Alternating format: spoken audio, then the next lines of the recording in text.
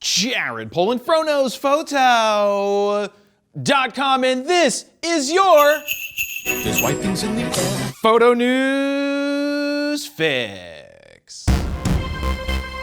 This fix is brought to you by Squarespace. There's a reason I've been using Squarespace for my own portfolio for over a decade. 10 years! The reason is, I don't know coding, and I have no desire to learn coding. Remember when Facebook and Instagram went down recently? Well, if you hosted your portfolio there, you were screwed. You need your own space. You can't rely on Instagram or Facebook to house your portfolio because you have no control. But with your own website built with Squarespace, you have more control. To get your 14-day free trial, head on over to squarespace.com/FroKnowsPhoto. If you decide that it's for you, use the code FroKnowsPhoto at checkout to get 10% off your first order. First up, last week I told you about up to a 6-month delay on the Canon R3 and some lenses, and this week Sony has announced a halt in production of one of their cameras. This time around, it's a Sony ZV-E10 vlogging camera. Sony Japan says, notice an apology regarding temporary suspension of orders for digital imaging products. Thank you for your continued patronage of Sony products. The gist of it is there is still a chip and semiconductor shortage, making it almost impossible for just about every industry,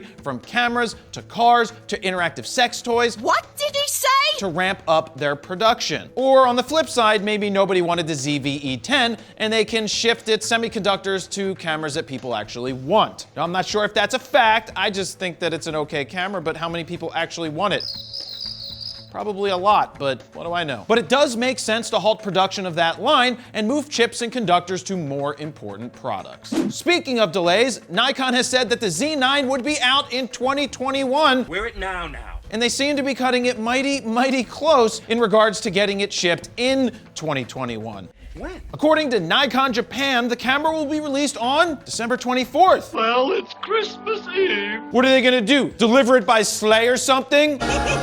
If you're one of the people who did pre-order the Z9 and your Yule log stood up, If I had a log, not in the sense that you think I said I did. hold your horses. Nikon Japan had this to say: thank you for your continued patronage of Nikon products. Then they went on to say what the new release date would be before going into this. And I quote, in addition, we have received a large number of reservations for the Z9 and related products, which exceeds our expectations. For this reason, we may not be able to deliver the products to customers who have already made a reservation on the day of the release. So I guess what they're saying is if you didn't order it on the day of the release, you're probably screwed. Oh shit. In addition, we are considering increasing production. Yeah, that would be a good idea, guys, if you have a lot of orders. I'm on my lunch break. Due to the favorable reception of orders, but No buts, just do it! due to the influence of semiconductor shortages, etc., it may take time for products to be delivered even to customers who make reservations in the future. We sincerely apologize for any inconvenience caused to our customers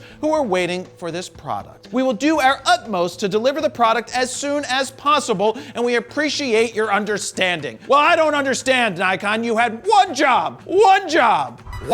I kid. We know that it's not just Nikon who's having issues right now. Now, this kind of sucks for people waiting for the Z9 because they're gonna need to suffer a little while longer with horrible autofocus. The good news is it's gonna be worth the wait. I'm waiting. The other good news is Nikon's on the right track with their autofocus. Finally, we have a new king without a crown.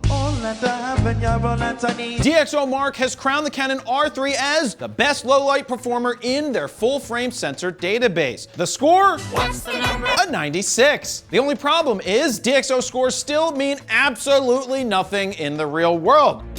And this might be the highest score for a Canon ever, but it's still behind cameras from Panasonic, Sony, and Nikon. So take that, Canon. Panasonic is better than you, clearly, and it must be because of the Mount Alliance.